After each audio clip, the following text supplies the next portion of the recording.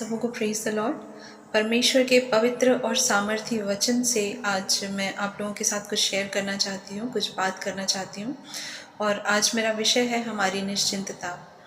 कई सारे ऐसे मौके होते हैं या ऐसे सिचुएशंस होती है जब हम बहुत निश्चिंत होते हैं, जैसे कि हमारा घर, जब हम अपने घर में होते हैं, हम अपने बाल, अपने कपड़ों, अपने बात करने के लहजे, अपने शब्दों, इन सब बातों को लेकर के हम बड़ी निश्चिंत होते हैं। लेकिन जैसे ही हम अपने घर से बाहर निकलते हैं, हम इन सारी छोटी छोटी बातों का बहुत ही ख्याल रखते हैं या इनकी चिंता करने लगते हैं। लेकिन वहीं जब हम फिर किन्हीं अनजान लोगों के बीच में अगर हम पहुंच जाएं, तो हम उनके सामने अपनी इमेज के विषय में बिल्कुल चिंतित नहीं होते। जब हम अपने जानने पहचानने वालों के लोगों के बीच में हो, तब हम इस बात की फ़िक्र करते हैं कि उनके बीच जो हमारी छवि है वो सही बननी चाहिए, वो अच्छी हमारी इमेज बननी चाहिए, या मैं यूँ कहूँ कि जो हमारा बाहरी आवरण है वो उनके सामने आकर्षक होना चाहिए। लेकिन ये सेम कंडीशन जो है अनजान लोगों के बीच में नहीं होती। हम जब अनजान लोगों के बीच में होते हैं तब हम निश्चिंत होते हैं, हमें अपनी छवि की कोई फ़िक्र नहीं होती। लेकिन कोई और भी है जिसके सम्मुख हम अपनी छवि की फ़िक्र नहीं करते। अपने रोज़ के जीवन में हम उसके सामने हमारी कैसी इमेज बन रही है, हम इसकी फ़िक्र नहीं करते, और वो है हमारा परमेश्वर। हम अनजान लोगों के विषय में निश्चिंत हैं, इससे कोई फ़र्क नहीं पड़ता, उससे वो बात कोई मायने नहीं रखती, ठीक है। लेकिन अगर हम परमेश्वर के प्रति भी निश्चिंत हैं, वो परमेश्वर जो हमें अद्भुत रीति से जानता है, बेहद अद्भुत रीति से जानता है। जब मैं कह रही हूँ कि अद्भुत रीति से जानता है, तो मैं आपके सामने कुछ वचनों को भी रखना चाहूँगी। लूका रचित सुसमाचार उसके 12वें अध्याय की 7वें आयत में इस तरह से लिखा है कि तुम्हारे सिर के सब बाल भी गिने हुए हैं। सोचिए, वो बाल जो रोज़ झड़ते हैं, रोज़ नए कुछ निकलते हैं। हम तो अपने उन झड़े हुए बालों की भी गिनती नहीं रख सकते, लेकिन परमेश्वर कहता है कि तुम्हारे सिर के सब बाल भी गिने हुए हैं। एक और वचन मैं आपके सामने रखना चाहूँगी। भजन संहिता 139 उसका 16वां पद मैं पढ़ रही हूँ। तेरी आँखों ने मेरे बेडौल तत्व को देखा, और मेरे सब अंग जो दिन दिन बनते जाते थे, वे रचे जाने से पहले तेरी पुस्तक में लिखे हुए थे। कितना अद्भुत वचन है। यह वचन कह रहा है कि जब हम अपने माँ के गर्भ में, जब हम आकार भी हमने नहीं लिया था, हमारा परमेश्वर तब से हमें देख रहा है, और हमारे रचे जाने से पहले, हमारे अंगों के रचे जाने से पहले उसने उन्हें पुस्तक में अपने लिख लिया है। कितना अद्भुत परमेश्वर है, और किस अद्भुत रीति से वो हमें जानता है। हमारा परमेश्वर हमें सिर्फ फिजिकल रीति से ही नहीं, लेकिन वो हमारे मनों को, हमारे विचारों को भी जानने और उसको जांचने वाला परमेश्वर है। नीति वचन के 16वें अध्याय में वचन कहता है कि यहोवा मन को तौलता है। कितना अद्भुत परमेश्वर है, कितना अद्भुत परमेश्वर है। सोचिए, वो परमेश्वर जो हमारे सिर के बालों की गिनती रखता है, तो क्या वो परमेश्वर हमारे कामों की, हमारे चाल चलन की और सारी बातों की भी क्या वो हिसाब किताब नहीं रखता होगा? इन बातों का बिल्कुल रखता है। और जैसा अभी हमने देखा कि वो हमारे अंगों के रचे जाने से पहले वो उसे लिख रहा है, उसी रीति से परमेश्वर हमारे कामों का भी हिसाब रखता है, और हमारे काम जो हैं वो कहीं लिखे जा रहे हैं। मैं कुछ वचनों को आपके सामने रखना चाहूँगी इस विषय में। दानियल की पुस्तक उसका 7वां अध्याय और 10वां वचन मैं आपके सामने पढ़ रही हूँ। उस प्राचीन के सम्मुख से आग की धारा निकलकर बह रही थी। फिर हजारों हजार लोग उसकी सेवा टहल कर रहे थे, और लाखों लाख लोग उसके सामने हाजिर थे। फिर न्यायी बैठ गए और पुस्तकें खोली गईं। देखिए, यहाँ पे जिस बारे में वर्णन किया जा रहा है, ये उस न्याय के दिन के विषय में या उस सीन के बारे में यहाँ पर बाइबल बताती है कि न्यायी बैठ गए और पुस्तकें खोली गई। ये वही पुस्तकें हैं जहाँ पर हमारे हर एक कामों का हिसाब और किताब लिखा हुआ है। कुछ और भी वचनों को मैं आपके सामने रखना चाहूँगी। मलाकी की पुस्तक उसका 3रा अध्याय और 16वां पद मैं पढ़ रही हूँ। तब यहोवा का भय मानने वालों ने आपस में बातें की, और यहोवा ध्यान धरकर उनको सुनता था। और जो यहोवा का भय मानते और उसके नाम का सम्मान करते थे, उनके स्मरण के निमित्त उसके सामने एक पुस्तक लिखी जाती थी। देखिए, अद्भुत वचन है। यहाँ वचन कह रहा है कि जो यहोवा का भय मानने वाले लोग हैं, परमेश्वर उनकी बातों को कान लगा के सुनता है, और सिर्फ इतना ही नहीं, स्मरण के लिए वो बातें कहीं लिखी भी जा रही हैं।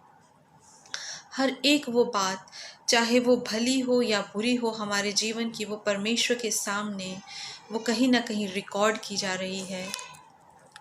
एक और वचन मैं पुस्तकों से ही रिलेटेड मैं आपके सामने रखना चाहूँगी। यशायाह की पुस्तक 65 अध्याय और उसका 6वां वचन मैं पढ़ रही हूँ। देखो, यह बात मेरे सामने लिखी हुई है, मैं चुप न रहूँगा, मैं निश्चय बदला दूंगा, वरन तुम्हारे पुरखाओं के भी अधर्म के कामों का बदला तुम्हारी गोद में भर दूंगा। वचन यहाँ कह रहा है, देखो यह बात मेरे सामने लिखी हुई है। हर वो काम जो हम कर रहे हैं, चाहे वो भला हो या बुरा, वो परमेश्वर के सामने कहीं दर्ज किया जा रहा है और वचन कहता है कि उसके अनुसार से वो हमारी गोद को भर देगा। अगर हमारे पुरखाओं ने कुछ जो काम किए हैं उसके अनुसार आज हमारी गोद भरी गई है, और वैसे ही आज हम जो कर रहे हैं उसके अनुसार से हमारे आगे आने वाली पीढ़ियाँ जो हैं उनकी गोद भरी जाएगी।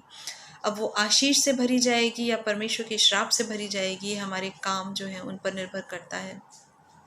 लेकिन परमेश्वर का वचन कहता है कि हमारा हर एक काम, उसमें से कुछ भी खुदा के सामने छुपा नहीं है, और वो हमारे कामों का, हर एक काम का, चाहे वो भली हो या बुरी, वो हमें बदला देगा और उसी के अनुसार से हमारा न्याय होगा। मैं एक और वचन आपके सामने रखना चाहूँगी, सभोपदेशक की पुस्तक और उसका 12वां अध्याय और मैं आखिरी वचन पढ़ रही हूँ, 14वां वचन। क्योंकि परमेश्वर सब कामों और सब गुप्त बातों का, चाहे वे भली हो या बुरी, न्याय करेगा। वचन यहाँ कहता है कि हमारी हर एक बात का, हमारी हर एक बात चाहे वो भली हो या बुरी हो, परमेश्वर उसका न्याय करेगा। और यहाँ पर एक वर्ड आया है और वो है सब गुप्त बातों का। सब गुप्त बातों का। हमारे जीवन में कई ऐसी बातें होती हैं जो अक्सर हमारे सिवा जिसको और कोई नहीं जानता। अगर वो कई बार कुछ ऐसी भी बातें हो सकती हैं जो हमसे कुछ गलतियां हो गई हों या कुछ गलत काम हमसे हो गए हों, लेकिन वचन कहता है कि ऐसा कुछ भी नहीं है जो परमेश्वर के सामने छुपा है। और वो हमारी हर एक गुप्त बातों का भी, वो कितने ही पर्दों के पीछे क्यों ना की गई हों, कितनी ही धीमी आवाज़ में बोली हुई कोई बात क्यों ना हो, लेकिन वो सारी बातें परमेश्वर के सामने कहीं ना कहीं दर्ज हैं। और परमेश्वर उस हर एक बात और उस हर एक हमारे काम के अनुसार से ही हमारा न्याय करेगा। या मैं इसको इस तरह से भी कह सकती हूँ कि जब से हम पैदा हुए हैं तब से लेकर के हम जब तक इस दुनिया में हैं, इस संसार में हम जीवित हैं, तब तक जो हमने जीवन जिया है वो एक फिल्म की तरह कहीं रिकॉर्ड हो रहा है परमेश्वर के पास। एक पूरी फिल्म की तरह वो रिकॉर्ड हो रहा है, और वो फिल्म का रिलीज़ जो है, जब परमेश्वर अपने न्याय आसन पर बैठेगा, वो दिन होगा जब हमारी वो फिल्म जो है वो रिलीज़ की जाएगी। हर एक वो काम जो हमने चाहे वो छुप के किए हों, चाहे वो भले हों या बुरे हों, या जैसे भी हमारे काम हैं, जो भी हमने अपने जीवन पर किया है, वो हर एक बात का परमेश्वर के सामने न्याय किया जाएगा। वो हर एक बात उसके सामने खोली जाएगी। मैं एक और वचन आपके सामने रखना चाहूँगी। लूका रचित सुसमाचार 12वां अध्याय उसका 2रा वचन मैं आपके सामने पढ़ रही हूँ। कुछ ढका नहीं जो खोला न जाएगा, और न कुछ छिपा है जो जाना न जाएगा।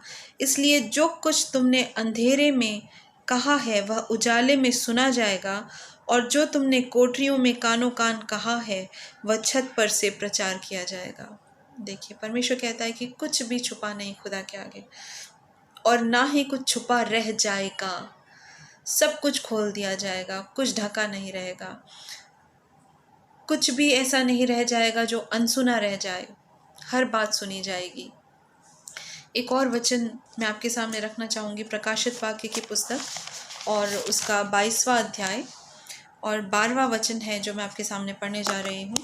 देख, मैं शीघ्र आने वाला हूँ, और हर एक के काम के अनुसार बदला देने के लिए मेरे पास प्रतिफल है। वचन कहता है कि परमेश्वर शीघ्र आने वाला है और हर एक के काम के अनुसार प्रतिफल परमेश्वर के पास है। परमेश्वर शीघ्र आने वाला है। हम सब जानते हैं अभी जिस तरह का माहौल है चारों ओर, हम जानते हैं, हम देख रहे हैं कि ये सचमुच में अब अंत का समय निकट आ गया है। वचन कहता है कि जब अंजीर की डाली तुम कोमल होता हुआ देखते हो और उसमें से नई पत्तियां आते देखते हो, तो तुम समझ जाते हो कि ग्रीष्म ऋतु नज़दीक है।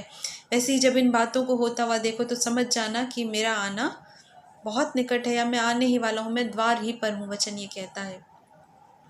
हमारे आसपास अभी जो माहौल बना हुआ है, जाति जाति पर चढ़ाई कर रही है, देश देश पर चढ़ाई कर रहा है, और सिर्फ यही नहीं, जो महामारी फैली हुई है, कभी किसी ने ऐसी कल्पना नहीं की थी कि एक दिन ऐसा भी आएगा कि स्कूल और कॉलेज बंद हो जाएंगे, लोग आपस में एक दूसरे से मिल नहीं पाएंगे। इस दिन की हमने कल्पना नहीं की थी, लेकिन ये दिन आ चुका है। ये दिन आ चुका है। वो न्याय का समय बहुत नज़दीक है। परमेश्वर के उतरने का समय, उसके न्याय के सिंहासन पर बैठने का समय बहुत नज़दीक है। और वो दिन होगा जब हमारी हर एक कामों का हिसाब लिया जाएगा। हमने जो कुछ भी किया है वो सब कुछ परमेश्वर के आगे खुला हुआ है, और उस दिन सबों के सामने खोल दिया जाएगा। लेकिन मैं आपसे ये कहना चाहती हूँ कि प्रभु यीशु हमारी आशा है।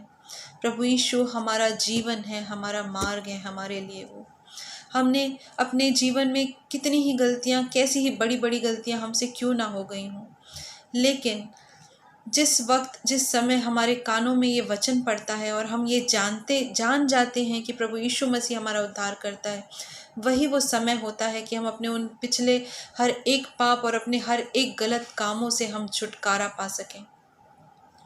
क्योंकि प्रभु यीशु मसीह का जो लहू है वो हमारे लिए, हमारे पापों को धोने वाला लहू है। वो हमारे लिए छुटकारे का लहू है जो उसने हमारे लिए बहाया है। एक वचन और मैं आपके सामने रखना चाहूँगी। प्रकाशित वाक्य की ही पुस्तक 16वां अध्याय और उसका 15वां वचन। देख, मैं चोर के समान आता हूँ, धन्य वह है जो जागता रहता है और अपने वस्त्र की चौकसी करता है कि नंगा न फिरे और लोग उसका नंगापन ना देखें। वचन यहाँ कह रहा है कि मेरा आना चोर की नहीं होगा। धन्य वह है जो जागता रहता है। एक बार यीशु मसीह कहीं से लौट रहे थे, वचन कहता है ये कि एक बार यीशु मसीह कहीं से लौट रहे थे, उनको भूख लगी, उन्होंने देखा कि सामने एक अंजीर का पेड़ है। वो उसके पास गए और उन्होंने देखा कि उसमें कोई फल नहीं है, क्योंकि उस समय उसकी ऋतु ही नहीं था कि वो फले, और इसलिए उसमें कोई फल नहीं था। और जब प्रभु यीशु मसीह ने उसे देखा कि इसमें कोई फल नहीं है, तो उन्होंने उसे कहा कि अब से तुझमें कोई फल ना लगे, और वो पेड़ उसी समय सूख गया। मैं आपसे ये कहना चाहती हूँ कि इंतज़ार मत करिए किसी समय का, किसी मौसम का, कि उस समय जाकर हम फलेंगे। यही वो समय है जब हम अपने मन को फेर कर, संसारिकता से फेर कर अपने प्रभु यीशु मसीह की ओर लगाएं, और अपने गलत कामों से हम तौबा करके प्रभु यीशु मसीह के उस लहू का हम अंगीकार कर लें, ताकि हमारे पाप धोए जा सके, ताकि हमारी वो जो मूवी है वो डिलीट की जा सके। हमारी जीवन की जो गलत कामों की, जो वो परमेश्वर के सामने वो जो सारी चीज़ें जो दर्ज कर दी गई हैं, वो मिटा दिया जाए। क्योंकि प्रभु यीशु कहता है, हमारा वचन कहता है कि जब जब तुम उसका अंगीकार कर लोगे, जब जिस घड़ी हम अपने परमेश्वर का, हम अपने पिता का हम अंगीकार कर लेंगे, उसके लहू से अपने जीवन को धो लेंगे, तो वचन कहता है कि तुम्हारे उन पापों को मैं दोबारा कभी स्मरण नहीं करूँगा। ये वचन कहता है कि फिर कभी मैं तुम्हारे उन पापों का मैं स्मरण नहीं करूँगा। वचन कहता है कि तुम्हारे पाप कैसे भी रंग के क्यों ना हो, मैं उन्हें हीम की नाई श्वेत कर दूँगा। यही वो समय है, यही वो मौका है कि हम अपने जीवन को अपने पिता के हाथों में सौंप दें, उसके लहू से अपने जीवन को और अपने आप को हम धो लें और एक नई शुरुआत करें, क्योंकि उसका आना बहुत निकट है, वो द्वार ही पर है। बस इतना ही कहकर मैं अपने बातों को यहाँ पर ख़त्म करूँगी, और मैं उम्मीद करती हूँ कि इस वचन के द्वारा आप सभी आशीषित हुए होंगे, और खुदा आपको बहुत आज से आशीष दे। Praise the Lord.